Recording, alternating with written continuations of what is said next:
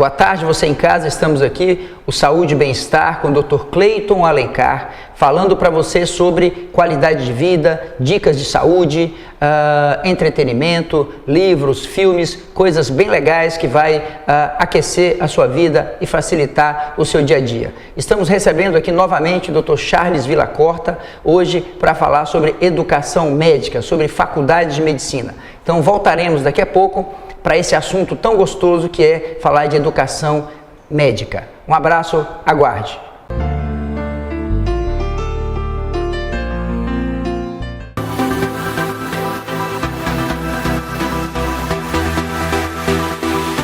Olá, meu nome é Camila, eu sou gerente da Capodarte Belém. A Capodarte está há 2 anos aqui em Belém, é uma marca brasileira inspirada na moda italiana. Essa inspiração, ela traz à tona a elegância e a sofisticação da Europa, que é o berço da moda.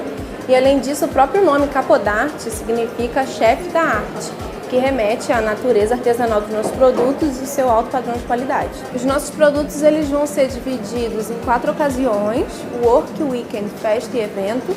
O Work são produtos mais sérios para o trabalho. O Weekend seriam produtos para passeio, para o dia a dia. E Festa e Eventos são aqueles produtos mais sofisticados, para serem usados em ocasiões mais especiais.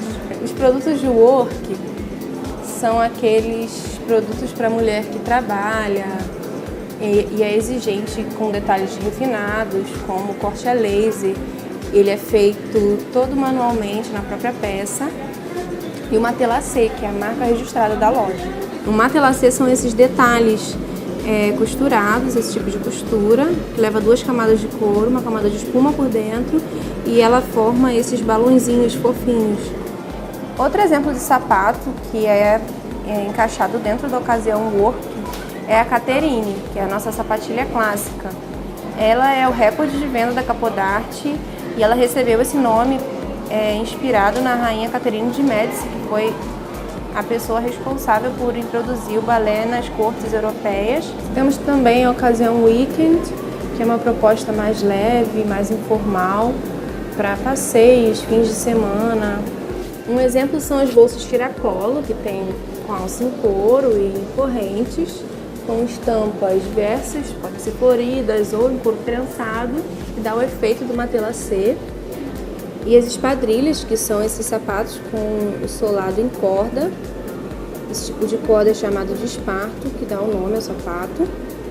São sapatos que estão super em alta tendência no momento, são super confortáveis e ideais para o dia a dia. E as ocasiões, festa e evento, que são produtos mais sofisticados e especiais. O escarpão é um clássico em qualquer lugar do mundo. Esse modelo, mais precisamente, vem com esses detalhes em brilho, fazendo com que ele fique ainda mais sofisticado, mais especial. Então eu gostaria de convidar você, de bom gosto, que venha conhecer a nossa loja aqui no 4º piso do Boulevard Shopping.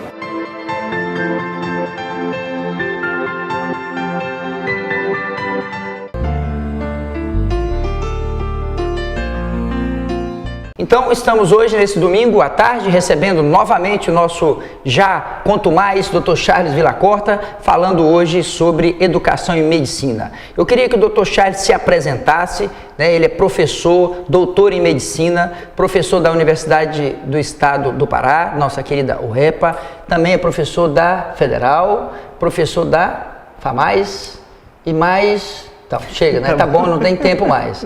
Dr. Charles, eu queria que você apresentasse para o nosso telespectador a educação médica no Brasil. Vamos falar num contexto geral, primeiramente, para depois trazer para o nosso estado. Existe deficiência de médicos no Brasil? Precisamos de mais médicos no Brasil? O que acontece? Grandes centros, interiores e o Brasil como um todo, como estamos de médicos? Bem, atualmente... Quando a gente fala de faculdade de medicina, nós estamos disputando o 1º lugar junto com a Índia, né, em número de faculdades de medicina. Se eu não me engano, aparentemente, não sei se foi esse ano ou ano que passou, o Brasil conseguiu esse 1º lugar. Não sei se é um troféu que eu gostaria de carregar, mas fato é que hoje nós temos o país que tem mais faculdades de medicina no mundo, né? Isso é um dado interessante. Sim, né? Sim. E isso realmente foi uma política de Estado, do governo do PT, houve uma grande proliferação de faculdades de medicina, uma facilidade muito maior de abertura de cursos e com a intenção inicialmente de se aumentar o número de médicos relacionados à população em geral. Entretanto, o que a gente conseguiu ver foi uma saturação de médicos na capital e, mesmo assim, não houve uma política de atração para esses médicos recém-formados para ir para o interior do país, para áreas, vamos dizer assim, menos favorecidas.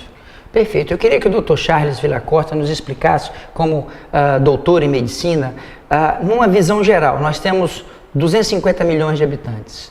A OMS diz que tem que ter quantos médicos para cada 100 mil habitantes? São 4 ou 5?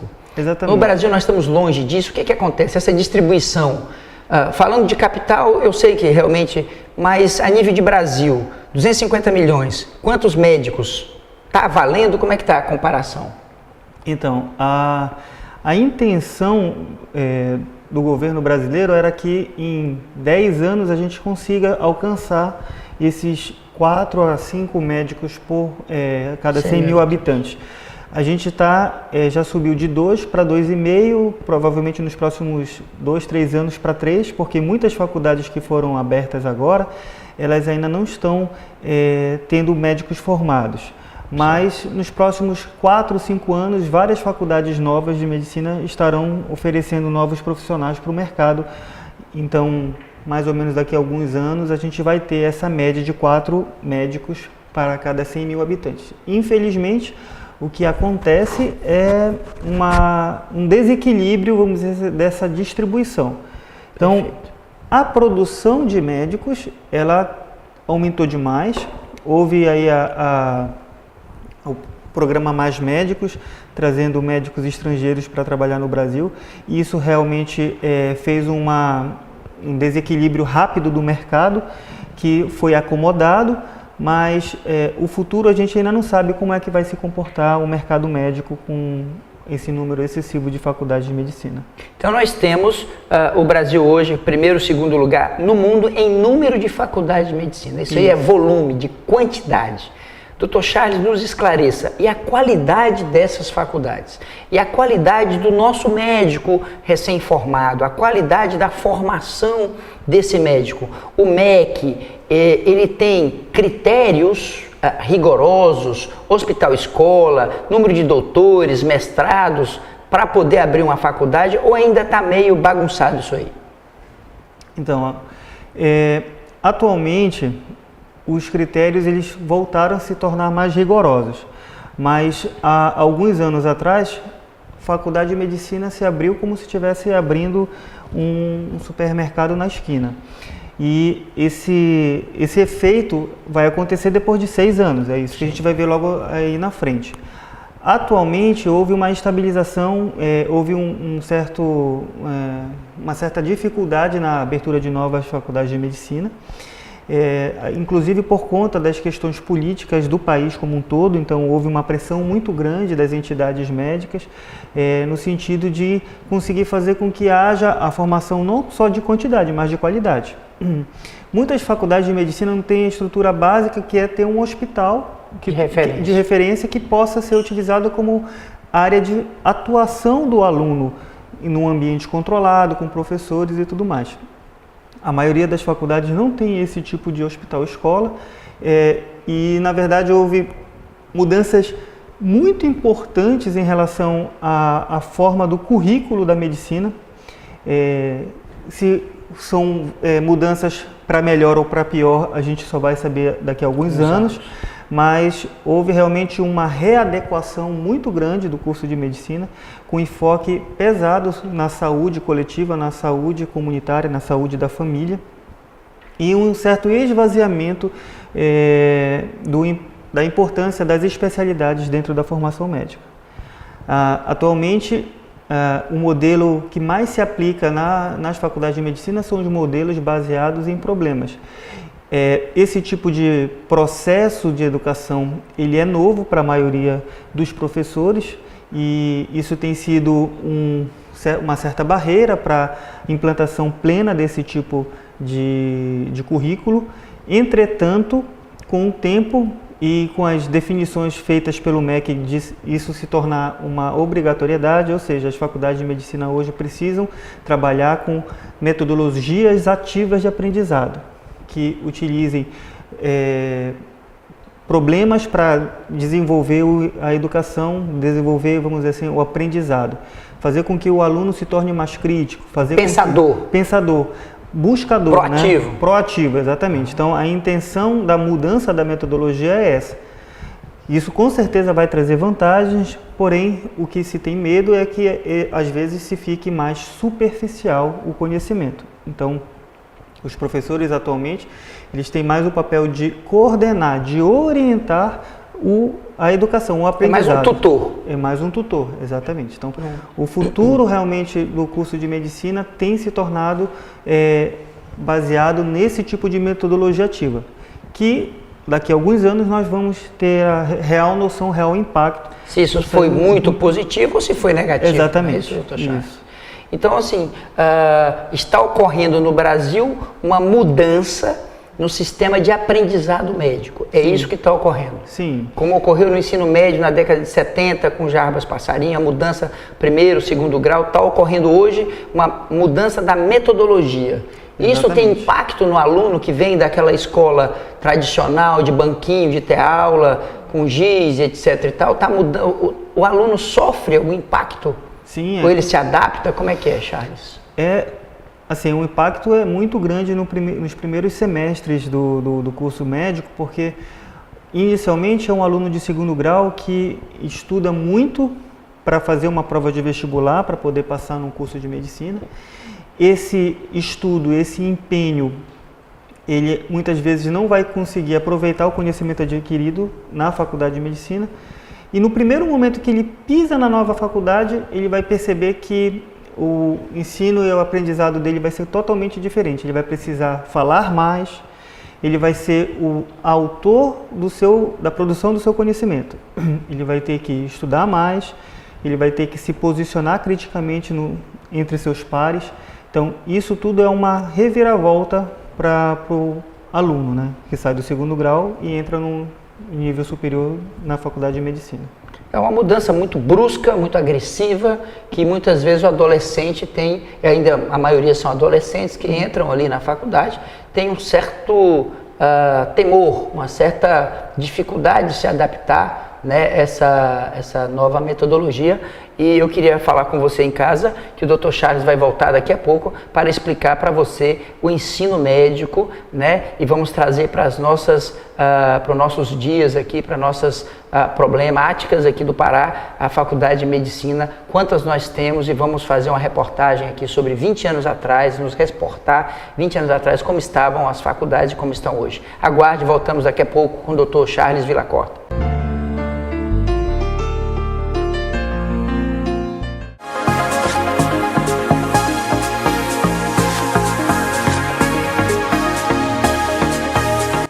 Olá, meu nome é Ismael, sou da loja Polo K. Quero apresentar a vocês aqui a nossa loja, que tem uma proposta muito legal, que traz toda a elegância dos campos de polo para as ruas. A nossa loja se encontra no Shopping Boulevard e também no Shopping Grão-Pará. Nós trabalhamos com diversos tipos de confecção masculina, infantil, feminina. Nossa confecção masculina se divide em alguns modelos de polo, como polo básica, polo jogador. Nós temos também polo fit. Nós trabalhamos com a confecção feminina, nós temos vestidos, temos polo básica também. Nós temos aqui também as nossas polos jogadores. São polos super bonitos, com ótima qualidade, bordados, né? Que são polos que remetem às camisas dos times de polo, né? Vou mostrar para vocês aqui um pouquinho dos nossos produtos, das nossas coleções. Nós temos aqui a nossa coleção feminina, tem diversas cores, vários modelos, vários tipos de tecido, tipo de algodão. Nós trabalhamos com a malha piquê, com a malha de algodão liso também. Temos aqui vestidos, né? Tanto infantil quanto, né, tal mãe, tal filha. Trabalhamos aqui também com a nossa confecção masculina, nós temos polo com estampas, de polos básicas também. Nós temos aqui esse drive também, ele é em couro, todo em couro, super moderno, azul royal, na cor do verão aí, é uma cor que está bem presente na moda, super confortável, uma palmilha dentro de poliuretano, é muito confortável mesmo, nossos clientes adoram.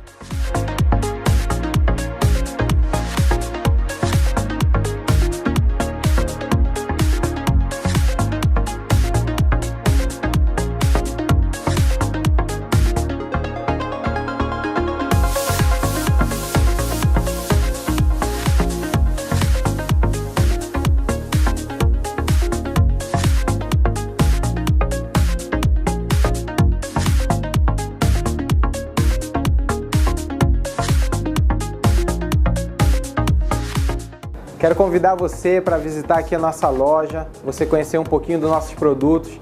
Agora para o final do ano vem muitas novidades, muitas polos com preço promocional, tá bom?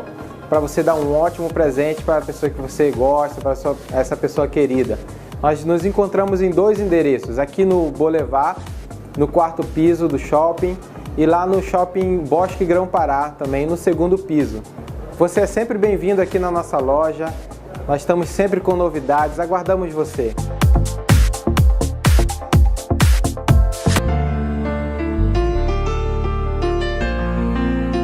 Estamos de volta com o Dr. Charles Villacorta, falando sobre o ensino médico, falamos a nível de Brasil, né, trazemos aqui os nossos problemas para o Pará.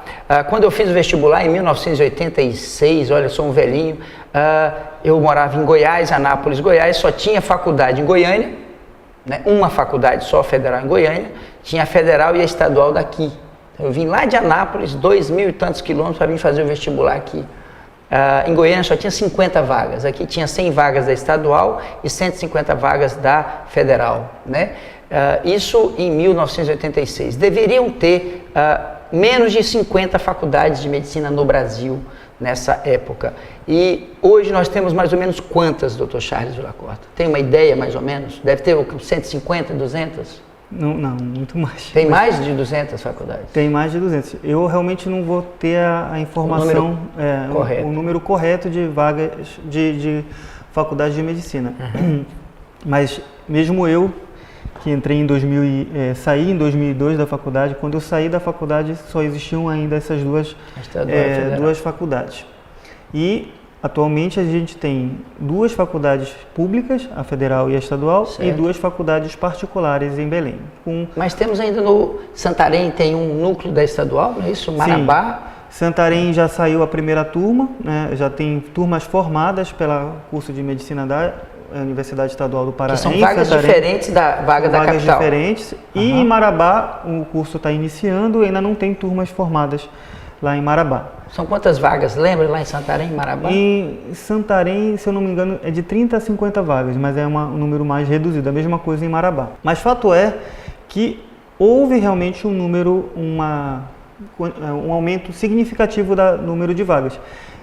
Ninguém aqui está contra a abertura de novas faculdades, até porque a população cresce. Então, é uma demanda que precisa acompanhar, né? O que, na verdade, aconteceu foi um crescimento, vamos dizer assim, meio desordenado. A tentativa de colocar faculdades no interior do Pará sempre foi de fixar o aluno no interior, de fazer com que o médico crie raízes naquela região e que possa, então, depois de formado, ser médico naquela região. E mesmo aqueles alunos que porventura moravam naquela região no 2º grau, não precisem se deslocar para a capital para poder fazer o curso de medicina. Então, a ideia é muito interessante, essa interiorização. Porque, na verdade, fora isso, não existe nenhum tipo de planejamento ou de programa político que faça com que seja interessante se tornar médico no interior. Não tem um plano de cargos e salário, tipo tem, por exemplo, o jovem formado em Direito, o advogado, ele vai fazer um concurso para juiz, ele vai lá para o interior, ele sabe que ele vai passar tantos anos no interior, que ele vai ter o salário dele progressivo, vai ter uma progressão na vida dele. Sim. O médico, se fizer um concurso lá para o interior, ele vai receber o mesmo salário, muitas vezes vai atrasar, não tem a tecnologia necessária para ele trabalhar, não tem um laboratório, não tem um hospital adequado, e isso desestimula o médico que cada vez mais tem um contraste no Brasil. A tecnologia vai crescendo para um lado e o número de médicos crescendo para o outro. E aqui a necessidade de mobiliarmos o interior que não tem essa tecnologia, mas que a população quer. Um colega falava muito isso em alguns congressos eu vejo. O médico brasileiro, a população exige uma medicina de primeiro mundo e paga o médico como de terceiro mundo. Então, assim, é muito difícil, exigem da gente uma grande formação. Você viaja para os Estados Unidos, é fellow, faz cirurgia laparoscópica, existe toda a tecnologia do mundo. Mas na hora do pagamento, é um pagamento de terceiro mundo. Mas te exige uma medicina de primeiro. Medicina, na minha visão, saúde, não tem preço, mas ela tem custo.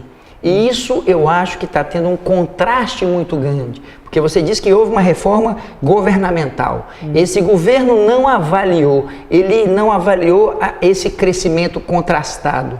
Se tivesse feito maneiras, faculdade é um passo legal no interior, tem que ter, e tem que ter a progressão desse colega que dá aula e a progressão de residências no interior para esse médico ficar lá. Perfeito. Tinha que se ter uma maneira de se ter concursos em prefeituras de interior que tivesse progressão salarial e de cargo para esse médico, como de um juiz, que facilitaria ele estar inserido no interior. Mas veja bem, eu acho que está se criando uma dicotomia, uma ambiguidade muito grande. Está se criando um número muito grande de médicos, como você mesmo disse. O número de especialistas cada vez vai cair mais, porque a dificuldade deles acessarem uma especialidade está muito grande, porque o número de médicos é gigante e o número de vagas em residência ainda não cresceu acompanhando isso aí. Então eu vejo que a longo prazo isso pode desvalorizar, vamos dizer assim, o honorário médico, mais ainda do que já é desvalorizado hoje. Eu queria que o Dr. Charles, na sua visão tão ampla de educador e de médico também do dia a dia, nos comparasse o honorário médico, o sofrimento, porque acham sempre, Charles, que o médico sempre é rico. Não é isso. O médico trabalha muito, um excesso de trabalho muito grande, 2, 3 empregos para poder sobreviver. Fale para a nossa população, Charles, a sua opinião quanto ao honorário médico, do ponto de vista de professor, do ponto de vista médico, por favor. Sim. O que a gente observa, né? Na verdade, hoje a população de médicos formados e a quantidade de médicos que está no mercado, ela é grande. Como você bem falou, o que falta muitas vezes é estrutura, é local, é posto de trabalho. Então, vamos dar o exemplo aqui da nossa cidade, do nosso estado, né? Os postos de trabalho públicos na região metropolitana e na Grande Belém, aqui até Marituba, vamos dizer assim, eles já estão completamente preenchidos pelos médicos que já ocupam esses lugares. Mesmo assim, os postos de trabalho não conseguem dar a demanda necessária para os pacientes que precisam desse atendimento. Por exemplo, hoje um paciente que tem um cálculo renal e precisa ser tratado no SUS, ele não consegue chegar no urologista, mas não é que não tenha urologista, é porque tem poucos urologistas no Sistema Único de Saúde. Há anos não se abre um concurso para urologista em Belém. Então, os médicos urologistas recém-formados ou que venham de outros centros, como por exemplo de São Paulo e chegam em Belém, eles disputam um único mercado, que é o mercado de convênios e particulares. Privado. Exatamente, o mercado privado. Hoje, a cobertura de convênios e particulares na região metropolitana de Belém representa em torno de 30% da população. Perfeito. 70% da população depende do SUS. Então, existe muito paciente e existe médico para servir a esses pacientes. Mas não tem posto criado. Exatamente, não tem um posto de trabalho, não tem a estrutura, não tem hospitais novos, não tem os serviços que consigam tratar essa demanda. Absorver essa demanda. Tá? Então, o que acontece é uma disputa mais, vamos dizer assim, ferrenha dos médicos pelos 30% dos profissionais que às vezes precisam, 30% da população dos pacientes que conseguem pagar algum tipo de tratamento, ou pelo convênio ou particular. Então, isso leva realmente a uma precarização do valor do honorário médico. Se eu acho que depois de 6 anos de faculdade, 5 anos de residência, 3 anos de doutorado, a minha consulta vale X, mas tem um outro colega que acabou de se formar e não tem todas as qualificações, mas ele acha que a consulta dele vale X sobre 3, ele vai cobrar mais barato e o paciente vai tender a procurar esse paciente. Então, no final, o mercado acaba sendo precarizado, né? Só que existe demanda de pacientes. O problema realmente é a falta de postos de trabalho. O governo sempre fala que existe falta de médicos, que o problema foi uma demonização do médico como o causador dos problemas de saúde no país. Entretanto, hoje, a maior parte dos médicos gostariam, inclusive, de ter postos de trabalho no serviço público como uma forma de garantia de aposentadoria, de estabilidade econômica e assim por diante. Porém, não existem essas vagas, não existem. E, além disso, as estruturas que a gente tem no interior não conseguem oferecer tratamentos de média a alta complexidade. Tudo fica centralizado na capital. Então, o que realmente precisaria ter sido feito há muito tempo era a estruturação do interior para receber pacientes nessas localidades e para que esses pacientes não precisassem vir para a capital, causando, vamos dizer assim, essa superlotação dos serviços que aqui nós temos. Esse inchaço nos pronto-socorro, nos postos e tudo. Isso. Então, existe esse desequilíbrio. O médico também ele não quer se arriscar profissionalmente. A gente quer oferecer um trabalho de qualidade, mas também precisamos de recurso. Quando você está lá na ponta de lança, é o médico que está na fronteira, precisando salvar o paciente, e ele não tem, vamos dizer, um tubo endotraqueal para fazer a respiração do paciente. Pega um médico e dá uma caneta para ele e um estetoscópio. Ele vai ser médico lá em São Gabriel da Cachoeira, no Amazonas. Exatamente. Né? Na beira de um rio que não tem estrutura, não tem nada. O médico, gente, eu falando como médico, ele precisa de estrutura. A gente tem um sofrimento pessoal muito grande porque a gente é apaixonado pela medicina, a gente faz com amor, carinho. O Dr. Charles fez 6 anos de medicina, 5 de residência, 3 de doutorado. São quantos anos da vida dele dedicados a isso? Então a gente só começa a trabalhar depois de 35 anos de idade. Assim, a gente não está velho, está forte ainda, mas para a gente ter uma formação boa, de qualidade, a gente precisa se dedicar, abrir mão da família, abrir mão da própria vida, abrir mão de um monte de coisa, e aí chega para trabalhar, não tem a estrutura que você esperava ter. E aí prende o médico numa capital, e aí vira isso que aconteceu, que o Dr. Charles falou. Poxa, a nossa conversa foi muito boa, eu só tenho que te agradecer, você esclarecer a população, né, sobre isso. Você pode também se dirigir à população, por favor. Então, muito obrigado pela oportunidade aqui da gente tirar alguns mitos, algumas mentiras que se falam contra a nossa classe. A classe médica, ela está sempre disposta a ajudar a população. Eu vejo a maioria dos médicos brasileiros como abnegados, porque realmente se dedicam por amor, porque gostam, e realmente a remuneração é um fator importante da nossa profissão. Afinal de contas, nós vivemos a partir do nosso trabalho, mas eu quero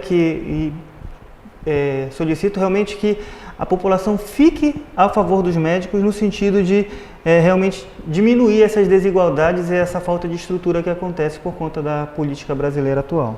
Muito obrigado. Você em casa acabou de ver um depoimento emocionado, embasado na verdade, né, apolítico, né, apartidário, né, uma coisa sentimental. Você em casa, quando verem falando mal do médico, pergunte se é verdade. Tem o mau padeiro, o mau pedreiro e tem também o mau médico, mas a maioria de nós trabalhamos com o nosso coração, nos dedicamos a vocês e queremos que vocês fiquem do nosso lado, assim como nós ficamos do lado de vocês sempre. Gente, uma boa tarde, fique com Deus. Domingo que vem nós vamos voltar com o nosso programa com mais algum assunto importante para você. Vamos falar de Zika vírus, vamos falar de muitas coisas interessantes para vocês. A nossa colega que vinha falar de Zika vírus pegou a doença e não pôde falar, mas no próximo domingo, se Deus quiser, estaremos firmes e fortes. Um beijo no coração, saúde e bem-estar com o Dr. Cleiton Alencar.